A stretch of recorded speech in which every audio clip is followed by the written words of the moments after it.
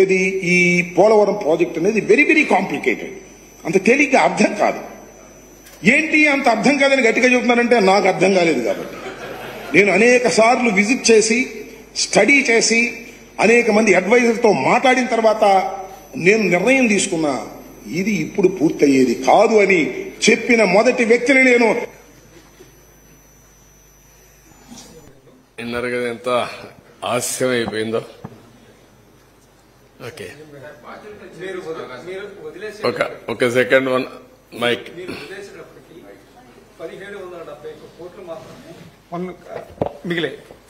వీళ్ళు రివర్స్ టెండర్లో పిలిచినప్పుడు 1548.13 కోట్లకి మేఘాకి ఇచ్చారు. సో వాళ్ళ పనులు చేపట్టకపో వీళ్ళు దాదాపు 600 కోట్లు మిగిల్చామని డప్పాలు కట్టారు. ఇప్పుడు ఈ కొట్టుకుపోవడం వల్ల 20,000 కోట్ల నష్టం ఏర్పడింది. దీనికి బాధ్యత ఎవరు వహిస్తారు? మీరే ఫిక్స్ చేయాలి. అంటే నేను అడిగేది సీరియస్గా అడుగుతున్నా, ఎందుకంటే ఎవరు పాపం చేశారో వాళ్ళు అదే దాన్ని ఏ విధంగా ఫిక్స్ చేయాలి ప్రజలందరూ ఆలోచించాలి. అక్కడ చర్యలుంటే యాక్షన్ కూడా తీసుకోవడం చాలా అవసరం. అదర్వైజ్ ఒక వ్యక్తి రాష్ట్రానికి ఇంత నష్టం చేయడం చాలా దుర్మార్గం. ఇది ట్యాక్స్ పేయర్స్ మనీ, ఎవరు ఖర్చు పెట్టినా. మీరు నేను ట్యాక్స్ కడితే ఆ డబ్బులే ఖర్చు పెడతాం. ఇది బాధ్యతారాహిత్యం. మీరు చెప్పింది కరెక్ట్, అది చాలా దుర్మార్గం. ఇప్పుడు కేంద్రం 15,511.13 కోట్లు ఇవ్వడానికి సిద్ధమైంది. కేబినెట్ లో నోటు కూడా రెడీగా ఉంది. దాని మీద మీరు ఏమైనా పర్సూ చేస్తారా? నేను పర్సూ చేయడం డెఫినెట్గా చేస్తాను. ఒకటి టెక్నికల్ గా వేర్ ఆర్ వి, నేను మీకు చాలా స్పష్టంగా చెప్పాను. 33% డయాఫామ్ వాల్ డ్యామేజ్ అయింది 3-4 ప్లేసెస్ లో. అవి కూడా రింగ్ బండేసి సరిపోతుందని చూపించారు నాకు, రింగ్ ఫెన్సింగ్ కింద. ఒక వర్షన్ 3-4 ప్లేస్లే కాదు, ఇంకా ఎక్కడ ఉండొచ్చో మేము డెఫినెట్ గా చెప్పలేమంటున్నారు. దాని ఎస్టిమేషన్ మీకు చెప్పాను. అది అయిన తర్వాత రెండోది, కాఫర్ డ్యాముల ద్వారా లీక్ అవుతుంది వాటర్, ఇంకా స్వీపేజ్ ఉంది. అది యాక్సెప్టబుల్ లెవెల్ కంటే స్వీపేజ్ ఎక్కువ ఉంటే అది రెక్టిఫై చేయకుండా ప్రాజెక్ట్ ముందుకు పోలేదు.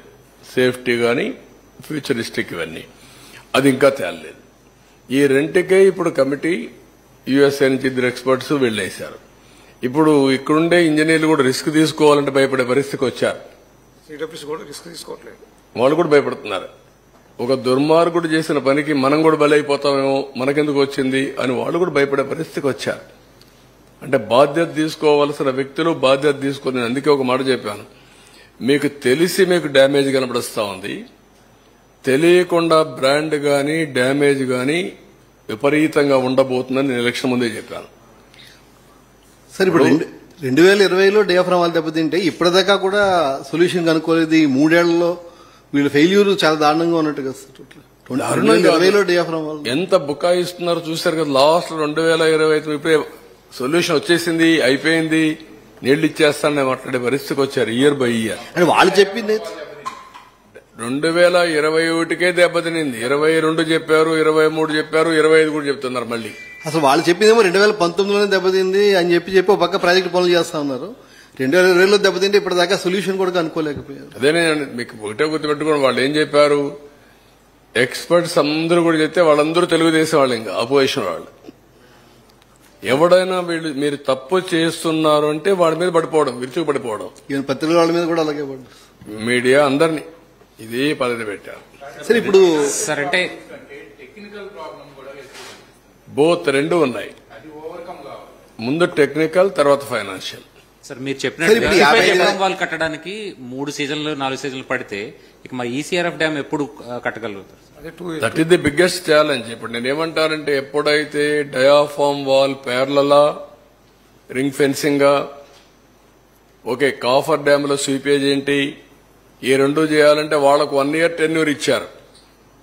ఎవరికి? యుఎస్ఏ నుంచి వచ్చిన 2 ఎక్స్పర్ట్స్, కెనడా నుంచి వచ్చిన 2 ఎక్స్పర్ట్స్ కి 1 year ఎవ్రీ మంత్ 10 days ఉండి అధ్యయనం చేసి రికమెండేషన్లు ఇవ్వని. వాళ్ళు ఎన్ని రోజుల్లో సొల్యూషన్ కనుక్కుంటారో మనకు తెలియదు. అది అయిన తర్వాత మళ్ళా మీరు చెప్పేది.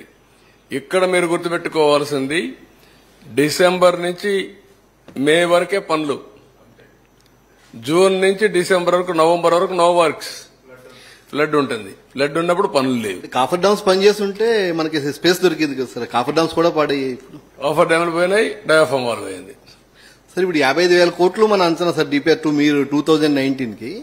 ఇప్పుడు ద్రవ్యోళం ప్రకారం ఇన్ఫ్లేషన్ ప్రకారం 38% పెరుగుతున్నారు. అంటే చాలా కాస్ట్ చాలా అప్పటికిప్పటికి 38 అని ఇచ్చారు మా వాళ్ళు. దాన్ని నేను ఇంకా ఇది ఊరికే రఫ్ గా ఈ రోజు చెప్తే ఇచ్చారు కానీ అది కరెక్ట్ ఫిగర్ కాదు. అందుకే నేను దాన్ని మాట్లాడడం లేదు. ఎంత నష్టం జరిగింది అంతవరకే నేను చెప్పగలుగుతున్నాను. సార్ ఇది రెక్టిఫై చేయడానికి ఎంత టైం తీసుకుంటుంది? ప్రాజెక్ట్ పూర్తి కావడానికి ఎంత టైం తీసుకుంటుంది సార్? అంటే నేను ఒకటే చెప్పాను మీకు, 2 seasons minimum diaphragm wall minimum. అది రెక్టిఫికేషన్ కావచ్చు, రింగ్ ఫెన్సింగ్ కావచ్చు, 2. అది అయిన తర్వాత కాఫర్ డ్యామ్ టెక్నికల్ డీటెయిల్స్ అన్ని ఫైనలైజ్ కావాలి. నౌ ఎన్హాన్స్డ్ ఏవైతే ఫైనాన్స్ వస్తుందో ఆ డబ్బులు ఇప్పుడు ఇవ్వాలి. Polavaram works to be over in 4 years. అంటే పోలవరాన్ని పూర్తి చేయాలంటే కనీసం ఇంకా 4 సంవత్సరాలు పడుతుంది అనేటువంటి మాట చంద్రబాబు నాయుడు గారే మాట్లాడారు. మరొక ఇంగ్లీష్ పత్రికలో, చాలా ఫేమస్ పత్రికలో ఆయన మాట్లాడుతూ it will take 4 years to complete Polavaram. Polavaram 4 సంవత్సరాలకు కానీ పూర్తి కాదు అనేటువంటి మాట. ఇక్కడ ప్రజలు, మేధావులు, నీటిపారుదల మీద అవగాహన ఉన్నవారు, దీన్ని స్టడీ చేయాలనుకునేవారు, వారందరికీ నేను కొన్ని విషయాలు ఈ సందర్భంగా చెప్పాలనేటువంటి ఆలోచనతో ఉన్నా. అదేమిటంటే ఇదే చంద్రబాబు నాయుడు గారి ప్రభుత్వం అధికారంలో ఉన్నప్పుడు 2019కి ముందు, మేము అధికారంలోకి వచ్చే ముందు ఏం చెప్పారు? శాసనసభలో చెప్పారు, బహిరంగంగా చెప్పారు. 2019కి అంటే 2018కే పోలవరం ప్రాజెక్టుని పూర్తి చేసి ఎన్నికలు వెళతాం అని శపథం చేశారు. ఆ తర్వాత మా ప్రభుత్వం వచ్చింది. మా ప్రభుత్వం కూడా 2022కు పూర్తి చేసి ఎన్నికలకు వెళ్తామనేటువంటి మాట మాట్లాడిన మాట వాస్తవం. ఆ తరువాత మేము రివ్యూ చేసుకొని వాస్తవాలన్నిటినీ కూడా క్రోడీకరించుకొని ఇది ఇప్పుడు సాధ్యపడేటువంటి అంశం కాదు, ఎప్పుడు పూర్తి చేస్తామో చెప్పలేనటువంటి పరిస్థితిలో పోలవరం ప్రాజెక్టు ఉన్నది అని తొలిసారిగా చెప్పినటువంటి వ్యక్తిని ఆ రోజు నేను ఇరిగేషన్ మంత్రిగా. ఎందుకు చెప్పాను? ఇవాళ మీరు ఏం చేస్తున్నారు? నేను ఒకటి మనవి చేస్తున్నా, దయచేసి ప్రజలు అర్థం చేసుకొని, ఇవాళ మేము ఓటమి పాలై ఉన్నాం. చంద్రబాబు నాయుడు గారు గెలిచున్నారు కూటమిలో, ఆయన ద్విగుణీకృతమైన ఉత్సాహంలో ఉన్నాడు. అంత మాత్రాన ఆయన అబద్ధాలు చెప్తే నిజాలు ఎలా అవుతాయని అడుగుతాం. జగన్మోహన్ రెడ్డి గారే ఈ విధ్వంసానికి కారణం అనేటువంటి మాట పదే పదే చెప్పేటటువంటి ప్రయత్నం చేస్తున్నారు. నేను వైసీపీ వ్యక్తిగానో, జగన్మోహన్ రెడ్డి గారి అనుంగు శిష్యుడిగానో, రాజశేఖర రెడ్డి గారి శిష్యుడిగానో, లేదా బురద జల్లే కార్యక్రమంతోనో నేను చెప్పడం లేదు. హృదయపూర్వకంగా మనస్ఫూర్తిగా చెప్తున్నా, చంద్రబాబు నాయుడు గారు 2019కి పూర్వం చేసినటువంటి ప్రధానమైన తప్పిదం వలనే ఈ సంక్షోభం ఏర్పడిందని నేను మనవి చేస్తున్నాను.